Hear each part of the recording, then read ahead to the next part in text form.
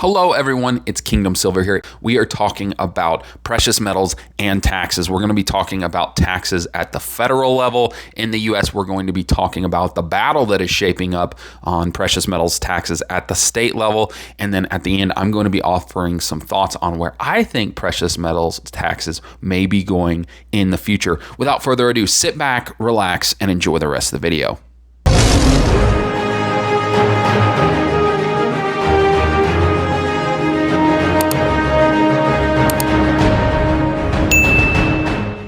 Thank you so much for checking out the channel. Let's dive into it and get excited, people, because today I've got my computer, my new computer, and you're not going to see any hands today. I'm excited to get into a little bit more educational content than I've been able to make of late. Talking about precious metals at the federal level, you may be surprised by the tax bill on the profits. And so there's some really good key points here. And again, on all these articles that I'm sharing today, I'm going to have them in the description of this video so that you can look at them in much greater detail. Check it all out. I'm just going to be giving a summary level. But the main point of this is that collectibles is the category that precious metals are viewed as. Now, as we go through the bottom here, there's several stocks, other real estate assets. When it comes to long-term capital gains, which long-term capital gains is any investment that you're holding for longer than a year, the max tax bracket that you can, or the maximum taxes that you can fall into is 20%. However, precious metals, which are viewed as collectibles, generally carry a higher tax bracket of 28%. And this not only applies to precious metals, but this applies to any of the ETFs as well. And they mentioned several of them here. So if you're not familiar with it, these can bite you just a little bit as compared to a lot of investments.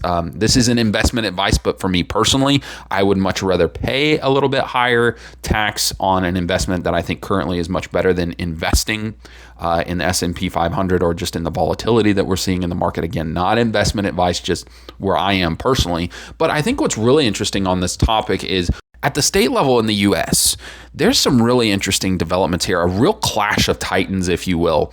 And not all of the information is good, as you're going to see here in an article from Gray Sheet. And in fact, this just came out a couple of weeks ago that Washington State has actually repealed its precious metals tax exemption. And if you read into this article a little bit more, the reason that they're giving is because the state is operating at a deficit right now. The politicians are trying to balance their balance sheets, or as I should say, is as good as any politician can. I think as a CPA and an accountant, I can say that. I'm very skeptical of a lot of delegates understanding, a lot of congressmen and women understanding actually what a balance sheet is. However, maybe I'm not giving them enough credit. Anyway, it's a little sidebar there. I think that is the main reason that's been given here, is they're trying to get back some more tax funds to help with that deficit.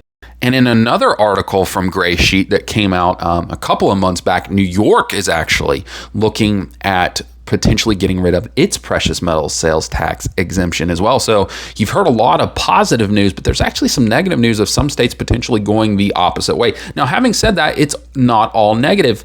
And this is an article that came out a little bit more recently, and as of April 25th, talking about the sound money revival, and that you have multiple states, Alabama, Idaho, Kentucky, and Wyoming, leading the charge towards precious metals and sound money, recognizing and restoring gold and silver as real money. So as I was doing a little digging here, I found this great map here that you're going to see on the screen. And this is from Citizens for Sound Money.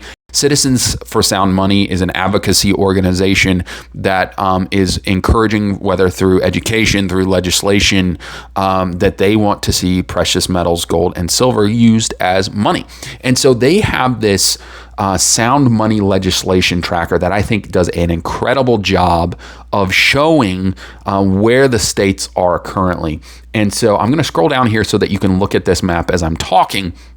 And I'm going to give you a little bit of a legend to look at here. So as you can see here, it says, active legislation in the states. Any failed legislation is in red.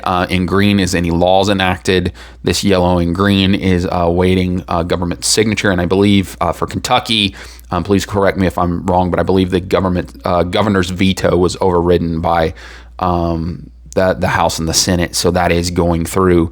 And then there's a couple of places where they're saying, hey, most of the legislation has failed. That looks like that might be in North Dakota. Potentially, is that Utah? No, that's green. For those that didn't know, I'm colorblind when it comes to greens and reds. And I say colorblind just ever so slightly. It's hard to see when like this red and a green are mixed. But so taking a look at that map, and then down here it's got a summary. Gray lettering is no active legislation. Currently there's 27 states that have no active legislation. Green, you've got active legislation that is going on. You also have red lettering, any failed legislation, and then there's 6 states in general that have gold and silver legal tender. And then below here, you can actually go by state and look and see the different House bills, Senate bills, the status of it, and it shows the last update. So this is a very slick little web page, and I'm going to be putting that in the description of this video. And when I was originally going through this topic and doing research, sound money, these principles are more of we'll just say a conservative, typically stereotypical conservative initiative. However, what I found really interesting, as you look at some of these states here, like Michigan, the Northeast, Virginia, some states that in the last, let's say, 20 years or so, or even farther than that, have been more, left-leaning. And again, not getting into politics here, but just, what it's been, I'm seeing more bipartisanship in this area than I thought I would. And I think that's really interesting. Again, they're overall maybe more of a conservative leaning, but I think it's actually a good thing that in a country that has often been so divided, that we are seeing, maybe some bipartisanship here on precious metals and getting that into sound money. So with all this being said, what is my hypothesis? What is my theory of where precious metals may be going and taxes on precious metals may be going in the future? Well, again, this is not investment advice. This is just me, reading all the information and making an educated guess. There's a lot of factors here, right, that could change this. You've got, who's in office, right, at every level, whether it's your governors, your congressmen and women, at the highest level, at the president level, who is going to be in office, which party is going to be in office. You've got the macro factors, right, that are currently going on with our world, and there's a lot of turmoil, a lot of instability, and that has a factor as well. So there's so much that could change. However, if you said what way do you think this is going to play out? I believe, and again, this might be a lot of hope, but you got to have hope right now. I think that you are going to see at the federal level in the future, and I don't know how long this is going to take, but I think at the federal level, you are going to see the tax for precious metals either be completely removed or it's going to be drastically decreased.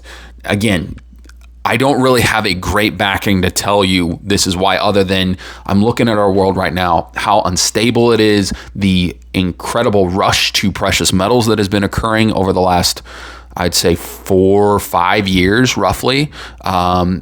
Also, the groundswell of states that are starting to enact this. If you look at where we were 2021 example, and then look at the map now, there is some significant changes that are going on at the state level. And you also factor in the gold back program that is starting to catch on. I believe Oklahoma and Arizona are now getting into gold backs as well.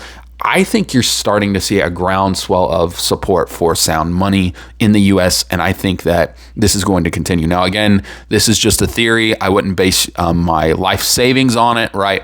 This is just a theory of where I think it's going to go, but it's fun to hypothesize about. So in the comments, I would love to hear, where do you think this is going? Do you think that taxes on precious metals are going to be completely removed at the federal level, the state level? Based on where you live, I'd love to hear your run-ins with the taxes. If there's been any strategies that you've been able to use to help reduce your tax liability, would love to hear more about that. Without further ado, we're going to end the video today. Thank you so much for watching. Be blessed. Be a blessing to others. We'll see you later.